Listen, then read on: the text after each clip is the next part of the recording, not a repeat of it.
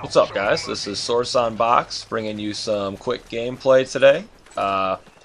This game I was using the M4A1, and as you can see I got gold on it, as well as the extended mags and silencer, which I'm a big fan of using extended mags on just about any gun that as soon as I unlock extended mags, I pretty much throw it on there.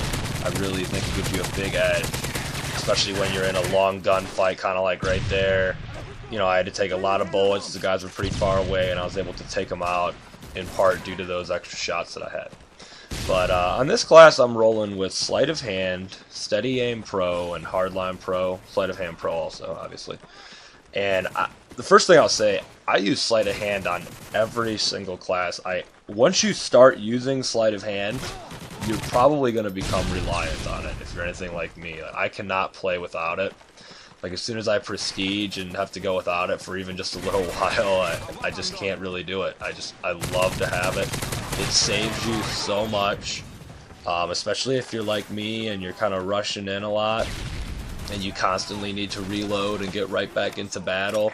Sleight of Hand is going to be a lifesaver. Steady Aim is also great because, again, if you're into that close combat, I'm using the M4 here, so it doesn't exactly excel at close range.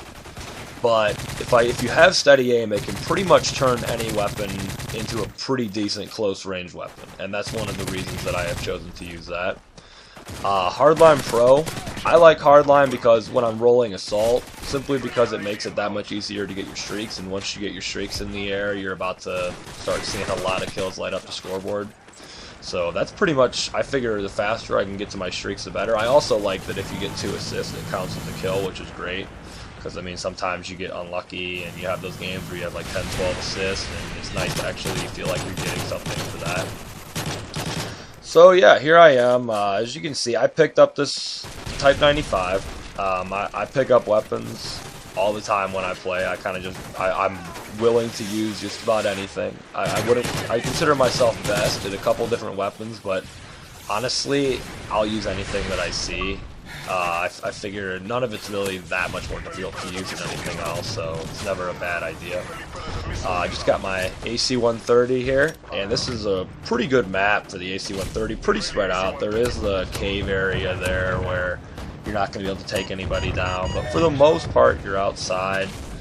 And there's some, you know, as you can see there, I'm shooting that rooftop. There's some areas where it doesn't really, you can't really get to your opponent, but like I said, for the most part, you can pretty much see everybody, shoot them down. I had a pretty successful AC-130 here. Could have been a little bit better, but you know, I can't complain. So, yeah, like I said, this was one of my better team deathmatch games. I think I went 32-2 in this one. It's tough to get too many more kills than that just because of the small kill cap. When there's 9 players on the team, if you get 32, that's what, about a third of the team's kills. So, I mean, if you could push like 40 or 50 with a full ground war team, more power to you, but I've yet to be able to achieve that. I think I've had higher kill totals, but never with quite as good of a ratio there. I don't actually usually play team deathmatch a lot. I tend to play ground war and kill confirm, or not ground war. I tend to play domination and kill confirmed.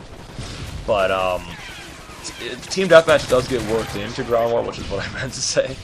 And you know, when it comes up, I'm more than willing to play it. It's not like I don't mind it. The only thing I don't particularly like about team deathmatch versus some of the other modes is you have a little bit less time to accumulate a good score and put together a nice game, but in this case I was able to do both of those things and had a good time doing so.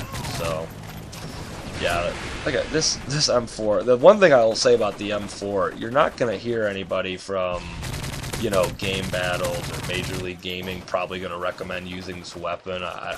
It's not the most powerful weapon. It's also not the most accurate weapon, but what it does do is it seems to mix the two pretty well, and it feels really natural with the silencer. And when you can get that extended mags on there, I recommend giving this gun a try, because especially if you're just starting out, or if you're not, you know, as good with some of the other weapons, I think you can have a lot of success with this gun. When I was struggling a little bit, I turned to this gun, and I've used it a ton ever since then. This and the PP90M1 are my weapons. But there you can see, there's my game. pretty successful.